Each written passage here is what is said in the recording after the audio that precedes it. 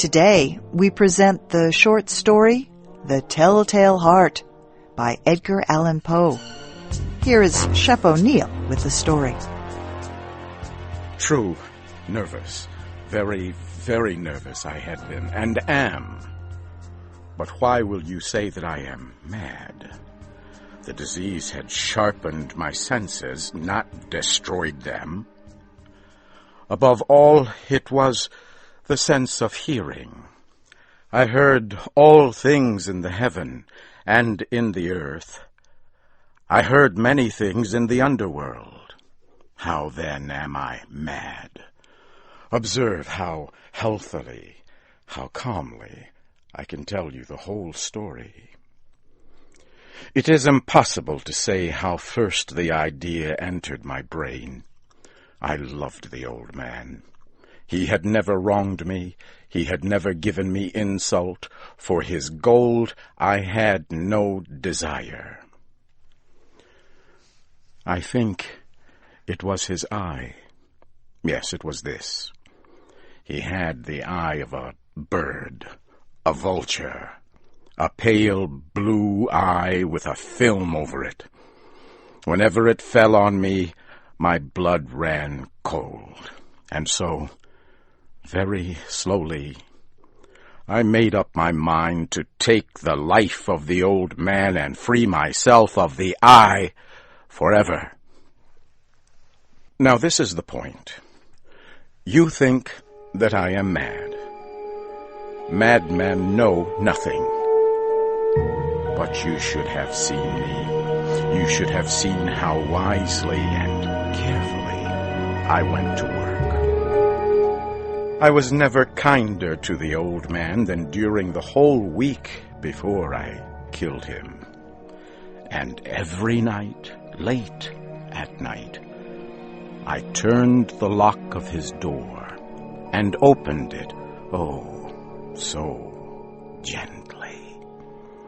And then, when I had made an opening big enough for my head, I put in a dark lantern, all closed, that no light shone out, and then I stuck in my head. I moved it slowly, very slowly, so that I might not interfere with the old man's sleep. And then, when my head was well in the room, I undid the lantern just so much that a single thin ray of light fell upon the vulture eye. And this I did for 7 long nights, but I found the eye always closed. And so it was impossible to do the work, for it was not the old man who was a problem for me, but his evil eye. On the 8th night, I was more than usually careful in opening the door.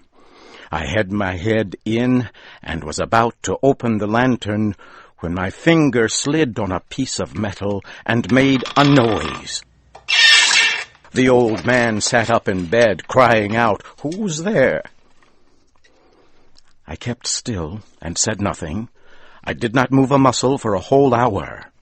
During that time, I did not hear him lie down. He was still sitting up in the bed, listening, just as I have done, night after night.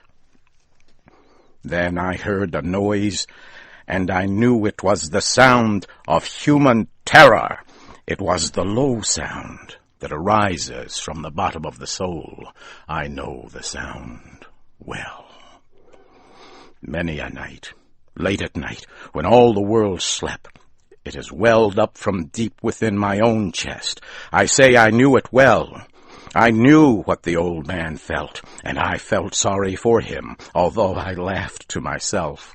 I knew that he had been lying awake ever since the first noise when he had turned in the bed. His fears had been, ever since, growing upon him. When I had waited a long time, without hearing him lie down, I decided to open a very, very little crack in the lantern. So I opened it. You cannot imagine how carefully.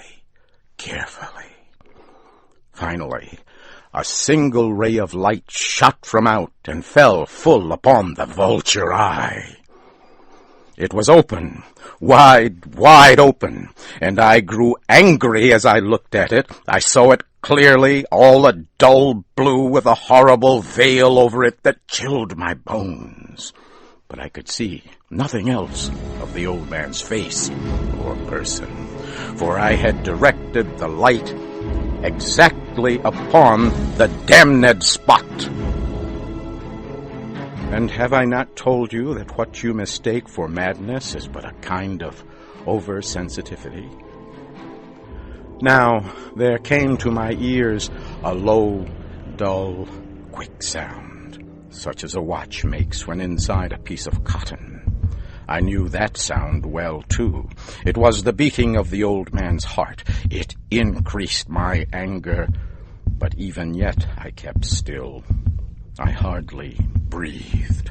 I held the lantern motionless. I attempted to keep the ray of light upon the eye, but the beating of the heart increased. It grew quicker and quicker, and louder every second. The old man's terror must have been extreme. The beating grew louder, I say, louder every moment. And now, at the dead hour of the night, in the horrible silence of that old house, so strange a noise as this excited me to uncontrollable terror. Yet for some minutes longer I stood still. But the beating grew louder. I thought the heart must burst. And now a new fear seized me. The sound would be heard by a neighbor. The old man's hour had come. With a loud shout, I threw open the lantern and burst into the room. He cried once only. Without delay, I forced him to the floor and pulled the heavy bed over him. I then smiled to find the action so far done. But for many minutes, the heart beat on with a quiet sound. This, however, did not concern me. It would not be heard through the wall. At length, it stopped. The old man was dead. I removed the bed and examined the body. I placed my hand over his heart and held it there many minutes. There was no movement. He was stone dead. His eye would trouble me no more.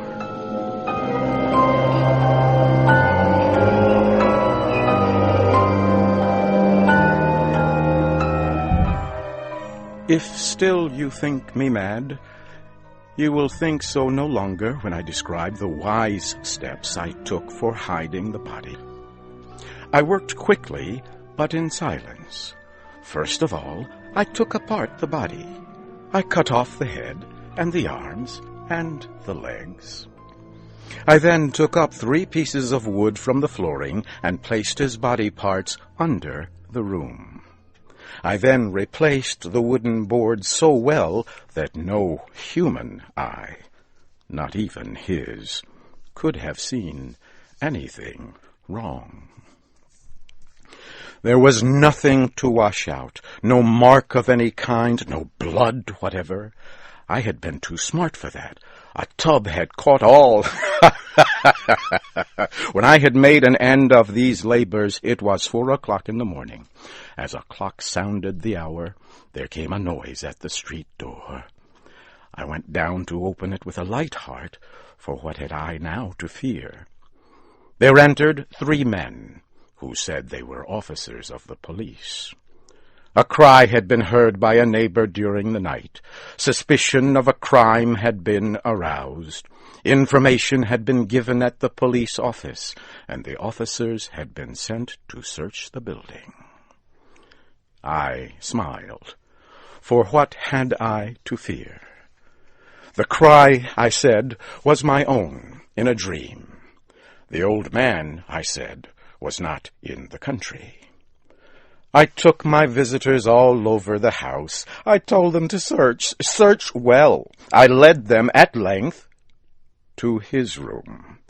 I brought the chairs there and told them to rest. I placed my own seat upon the very place under which lay the body of the victim. The officers were satisfied. I was completely at ease. They sat, and while I answered happily, they talked of common things. But after a while I felt myself getting weak and wished them gone. My head hurt, and I had ringing in my ears, but still they sat and talked. The ringing became more severe. I talked more freely to do away with the feeling, but it continued until at length I found that the noise was not within my ears. I talked more, and with a heightened voice, yet the sound increased, and what could I do? It was a low, dull, quick sound like a watch makes when inside a piece of cotton. I had trouble breathing, and yet the officers heard it not. I talked more quickly, more loudly, but the noise increased. I stood up and argued about silly things in a high voice and with violent hand movements, but the noise kept increasing. Why would they not be gone? I walked across the floor with heavy steps, as if excited to anger by the observations of the men, but the noise increased. What could I do? I swung my chair and moved it upon the floor, but the noise continually increased. It grew louder, louder, louder, and still the men talked pleasantly and smiled. Was it possible they heard not? No, they heard. They suspected. They knew. They were making a joke of my horror. This I thought, and this I think. But anything was better than this pain. I could bear those smiles no longer. I felt I must scream or die. And now, again, louder, louder, louder. "Villains," I cried, "pretend no more. I admit the deed. Tear up the floorboards. Here, it is the beating of his hideous heart."